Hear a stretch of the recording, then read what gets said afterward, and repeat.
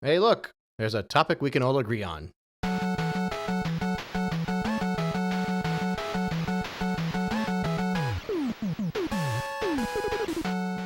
Genuinely, has there ever been a discussion so one-sided, so unanimously consistent not only throughout the gaming industry, but throughout most of the tech industry, if not the entire world?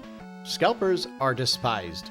Many scalpers despise themselves, and many people are closeted scalpers. For the lucky few of you that are unaware, a scalper is somebody that will buy a good and then in turn flip it for probably way more than it's worth. Now, I'm sure scalping can probably date way back to the 1500s if you really dug deep enough. But I would argue, under a more modern lens, specifically my own modern lens, that scalping in the past few decades was primarily related to events that involve ticket purchases. We're talking sporting events, concerts, and the like, and that's largely because these types of events had limited seating, but virtually unlimited demand. Or at least the demand was higher than what was available. Which means if you were lucky enough to be somebody that purchased a ticket, you could probably easily flip it for multiples of what it's worth because, as everybody knows, there's few people that are more passionate than a hardcore sports fan. This became a livelihood for a lot of people, especially once purchasing tickets started to happen online. Because prior to that, you might actually have been able to argue that scalpers were providing a service. They would do all of the dirty work to get people a ticket, and the dirty work was actually dirty sometimes. And you, the buyer, would not have to worry about how to get a ticket, you would just be able to buy one, and most people wouldn't mind spending a little bit more for it. It's kind of similar to what a travel agent would do. When someone hires a travel agent, they're not paying for the cost of the flight, they're paying extra for the convenience. I use Google Flights quite a bit, and I always joke with my family that they should be paying me in order to book their flights because of how much time and effort I have to put in to find the cheapest flights, which is not really that complicated at all. But I can say that because I'm somebody that knows how to use it. If you ask my mom, for example, to book a flight off of Google Flights, she'll end up thinking she's getting on a plane to Toronto, only to end up in Timbuktu. So in that regard, scalpers used to provide a service. And arguably, they might still provide that service. I know, 2 minutes in and I'm already saying something nice about scalpers. But let's be fair, if there's no nuance, is it really a Nintendine video? So, I'm gonna let you in on a little secret. During the height of the COVID pandemic, I used to buy a ton of PlayStation 5s. Don't click away, I was buying them and selling them to my friends at cost because nobody else knew how to grab one. I'm not really in the market for milking people I know because I think it just kind of makes things awkward. Also, I was getting tons of credit card points, so I did feel like I was properly compensated. But the point is, it kind of became habitual for me. One of my friends would text me saying they need a PS5, I would jump online and purchase one for them, and then I would just sell them to them at cost. Eventually, you buy one for one friend, they tell another friend, and then so on and so forth. All of a sudden, I'm buying consoles for the entire community. Again, worldwide pandemic, very bored. Now, part of the reason I was good at this is because I had a desk job, and I was working remotely. So I always had one screen on the side of my desk that just was dedicated to buying PlayStation 5s effectively. It got to the point where I didn't even need people to text me anymore. I would just buy them, keep in my room, and then usually within a day or two, somebody would tell me, hey, do you have any PS5s? And I would sell it to them at cost. There might be something like 300 people in my local community that got a PlayStation 5 off of me. And again, I am not in the market to rinse people that I know. That's weird. But many people did offer to give me more money. Many people told me that I was making their child's Christmas. Many people were even telling me that I was making their child's birthday a better day because there was a worldwide pandemic and everybody was miserable and depressed, obviously. It was weird. I was getting gratitude and I didn't feel like I deserved that gratitude. Because again, I was scalping, I was making a ton of money on credit card points, and weirdly enough, I was doing it for the thrill. But I gotta imagine most people that are okay with taking money from the people that they know would have accepted additional cash for these things. They might have even told somebody, hey, pay me a little bit extra and I'll get you a PS5, and then they go get one for them. I realize that's probably not the common scalper. Most scalpers are just buying something and flipping it for double the cost and everybody's pissed off about it. But I felt like I was living the scalper life. I started to think like a scalper. I started to speak like a scalper. I started to hunt like a scalper. And let me tell you, it is a dark, dark world out there once you get into the scalping game. And I can imagine it only gets darker if it becomes your primary source of income. Again, for me, I had a full-time job. I didn't need the extra money. But the thrill behind it, the chase, oh man, I can't explain it, but it's just so exhilarating. Like something drops and you're just hitting refresh and you gotta make sure you got the right credit card information ready. And it's like your driver's license is out just in case they gotta verify your identification. It's a whole thing. I'm pretty sure I made a Twitter account specifically so I can follow people that got big because they were telling individuals when there were drops. It was legitimately the only time in my entire life that I actually had notifications turned on for Twitter. I think I had scalped one thing before, and it was a pair of Travis Scott shoes, and I didn't even really know what I was doing. Just one of my friends told me, click on this link and you'll get this pair of shoes and you can sell it for a lot of money. And I remember doing that for a few weeks, and it was basically the same idea, except on a much larger scale once the PlayStation 5 started to drop. So I was already conditioned. But the thing is, once you get into the Twitter sphere, you get invited to a Telegram chat, you get invited to a Discord group, and then all of a sudden you're in this entire community of people that are most likely scalping, but they're all completely denying it because they are what I refer to as closeted scalpers. And oh, let me tell you, there are a lot of closeted scalpers. And I mean, of course there are. Look at how many PS5s were sold. You think it wasn't a gamer that bought that PlayStation 5? You think it's not somebody that's active in various forums and chats and whatnot? But they can't admit that they're a scalper. They'd get crucified.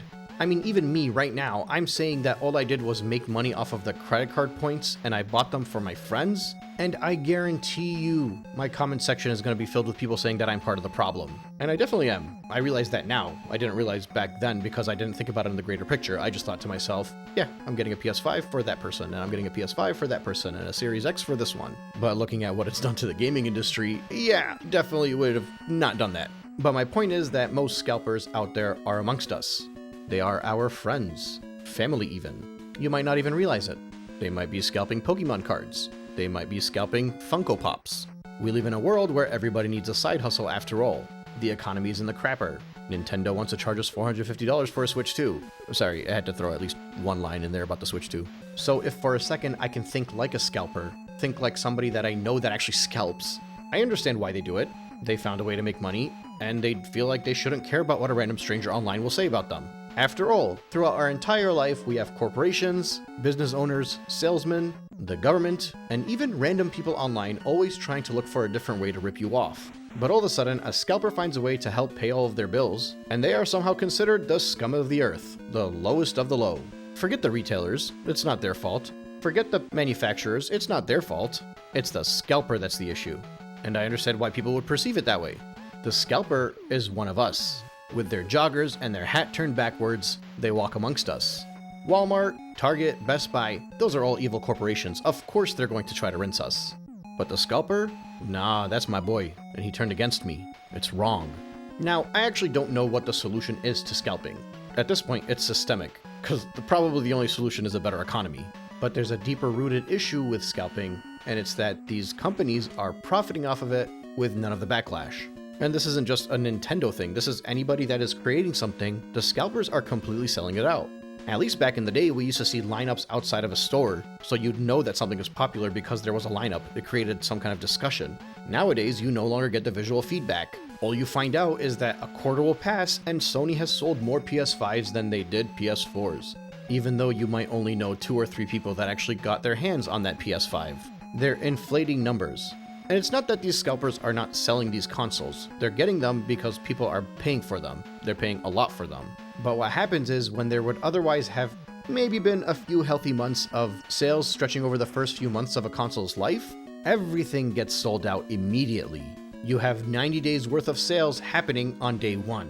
Now, again, in a modern context, it's entirely possible that those sales would have happened in the same time anyway, but it's part of the reason we have shortages now. There's already hype, and hype just gets grander because we've been tricked into buying things immediately. Remember Black Friday in 2008 when people were just rushing into the stores because they felt like they had to get it when it was available? That's where we are now with everything.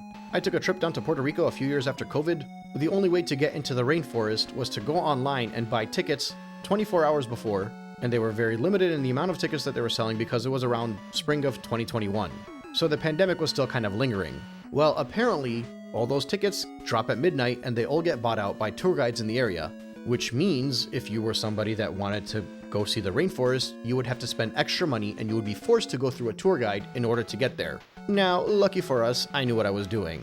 I jumped in at midnight, refreshed the page as many times as I needed to, pre-copied my credit card information, and got us into the rainforest at 1/3 of the cost without needing a tour guide.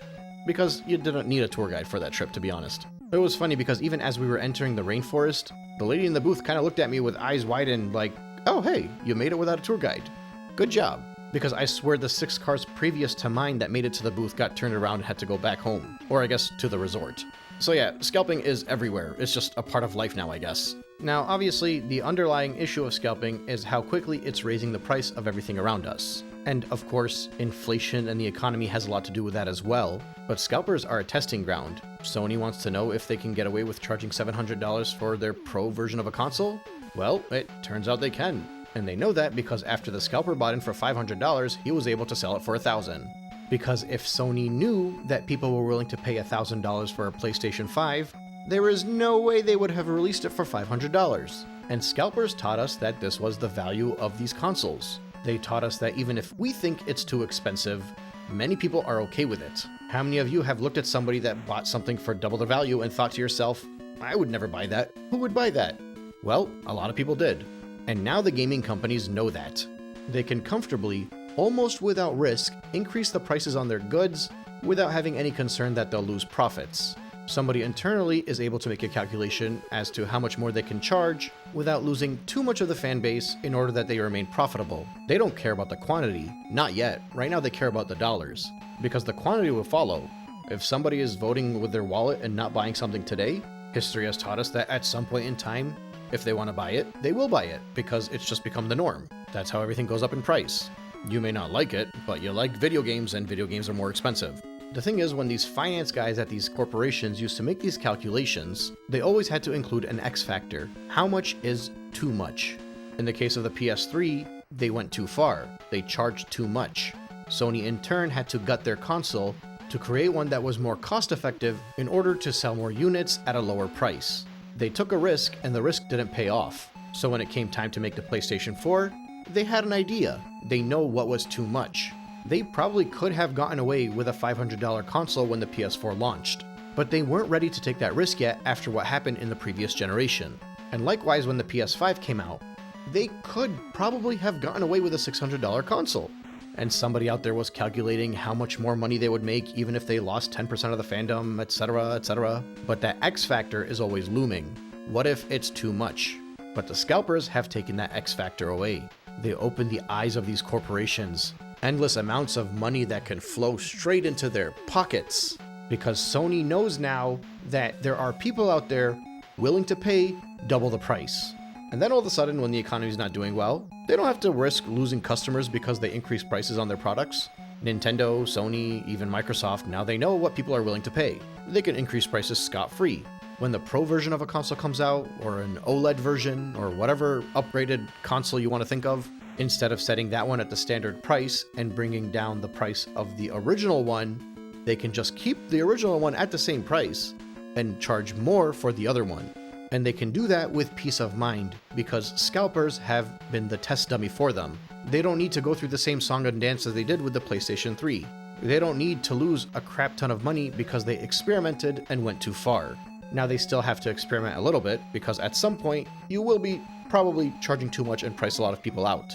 But now all of a sudden a $750 console no longer looks as crazy anymore. It's the Pro version for a $500 console that people were willing to pay $1,000 for. If anything, some might actually view it as a good deal. At the end of the day, when a corporation sees that somebody is making money that they could make, they want to figure out how they can make sure that money goes into their pockets instead. And I mean, obviously they would. They're the ones selling the product. Why should a scalper profit off of them? But, I mean, there are ways where corporations and retailers could limit scalping, and many of them have applied certain practices, but, in my opinion, that's just a way to save face. As far as they're concerned, everything is getting sold. Why would they care?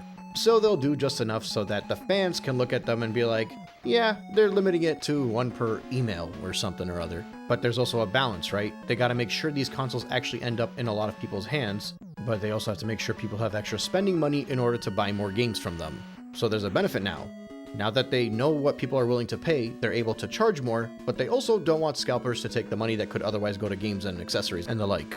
So at that point, they might find a way to combat the scalpers a little bit more, but combat it just enough where they know that scalpers are still going to go out there and probably bring the prices up more for the next generation. It's all about how to balance it, and at the end of the day, everyone will look at the companies and they'll see that they're combating scalping to an extent, and all of the hate will go towards the scalpers for the increase in prices, it'll go towards the scalpers for the shortages, and the companies will just make more and more money without losing any goodwill. So basically, for me, that is actually my issue with scalpers. I don't really dislike them for finding their trait in order to make more money any more than I dislike a car salesman, for example, or an electrician that'll rip you off. Like, yeah, I don't like these things, but I wouldn't view a scalper as a scum of the earth. There are so many worse scums out there, and those scums are making a lot more money off of our backs than scalpers ever will. But the problem I have with scalpers is not that they're looking out for their own, it's what it's doing to the gaming industry.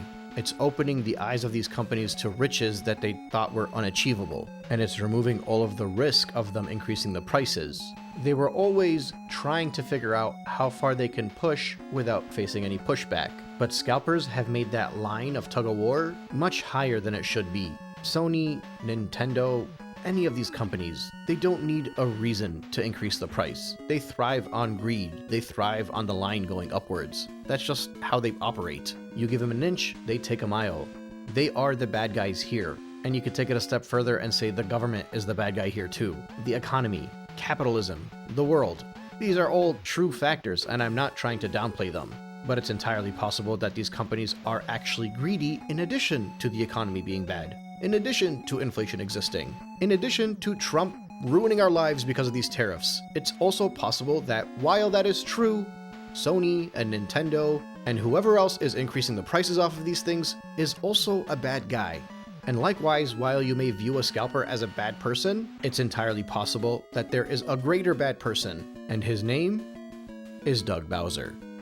No, that's a joke, sorry. Doug Bowser is just a mouthpiece. But yeah, scalpers are bad, corporations are bad, both of these things can be true. The question is, what is the solution for you? Well, you may not like this, but the only way to outdo a scalper is to become a scalper. I don't mean start ripping off your friends and family, that's weird. Don't even rip off anybody. Nobody should be ripping anybody off. Let's start with that, actually. But what I mean is, if you are looking to buy a Nintendo Switch 2, because I know the pre-orders are coming up in a few hours, and even though I am still on #Team Boycott, I understand many of you still want to play Mario Kart World on June 5th, and as a gamer, I respect the passion, especially as a lifelong Nintendo fanboy. So if you are trying to buy yourself a Nintendo Switch 2, your only real hope here is to figure out how scalpers do it.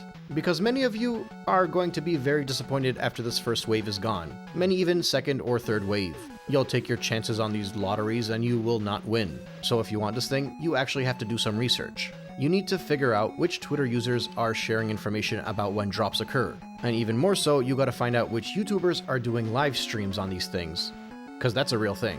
It'll literally be a stream of somebody who is watching all of these different tabs and auto-refreshing them every few minutes, and they'll let you know when something drops at which website. And everybody is going to flood towards that website. If you know how to use bots, well, you're probably already better than I am, so you don't need my advice. But if you don't use bots, it's not hopeless. I don't know how to use anything automated pretty much. What I would do is I would make accounts ahead of time, maybe even buy something for $1 from those websites. Have your credit card information ready, maybe even copied down and saved in a Chrome extension if you're not worried about your information being leaked. And you gotta be willing to sit there and stare at a screen and refresh over and over again for a long time. These websites are going to crash multiple times. And you probably won't get to switch the first time. But what will happen is, you'll go through a robot verification system. You'll figure out a pattern of the quickest way to get something into your cart. You'll learn when it's your best interest to refresh or to try to make a purchase. You'll get your information auto-saved so that it's easier on the next visit. In a lot of ways, it's kind of like playing video games. Every time you fail, you're gonna get a little bit better and you're gonna have accomplished more of the task. After you lose a few lives and maybe get a game over, you'll be able to speedrun. You will become a master of the art. And after what'll feel like a few hundred tries of banging your head against the wall, a feeling of hopelessness, Googling what you did wrong, seeing if anybody online has any suggestions about how to accomplish the task, and just about giving up and thinking that you might hire somebody to do it for you, right when it feels like all hope is lost, you might actually be able to get that console in your cart, and you might actually be able to purchase it. And there is weirdly a very euphoric feeling when that happens. This sense of being able to do it for yourself and overcoming all of the roadblocks along your way. When you can out-scalp a scalper, that's when you've won. Just take it easy on the dopamine rush. Maybe if you're good at it, help a family member or two, but trust me, it's a slippery slope. You'll start off by helping a few people, and then before you know it, you'll think to yourself, yeah, what's $50 for them? They can pay me a little bit more. I'm not scalping. That person is charging twice what I am. I'm just taking a service fee. And then all of a sudden you'll make way more money than you thought you could, but you won't be able to look yourself in the mirror. Because everybody knows there is nobody that hates themselves more than a scalper. That being said, good luck on all of your pursuits of whatever it is you're trying to purchase. And, you know, if you want to avoid scalpers, it's worth it just to wait a few months, maybe even until 2026 until you buy yourself your Nintendo Switch 2. Maybe the console will actually be priced a little bit cheaper. Maybe scalpers will have bought out too many Switch 2s and not be able to move them and have to sell them to you at a loss. I'm just saying, technically speaking, the best way to actually combat a scalper is to not buy something immediately at launch. And there are a plethora of reasons I have gone through over the past few weeks of why I think the Nintendo Switch 2 should not be purchased at launch. But that's not what today's video is about. Today's talk was to give you the origin story of why scalpers do what they do. Whether it's the economic pressure, the societal pressure, or just downright greed. Either way, if Warner Bros. Can try to make Joker relatable, if the whole cool thing to do these days is to try to make corporations more relatable on a human level, then I thought it would be fun to try to make a relatable scalper. Thanks again for joining, and I'll see you on the next one.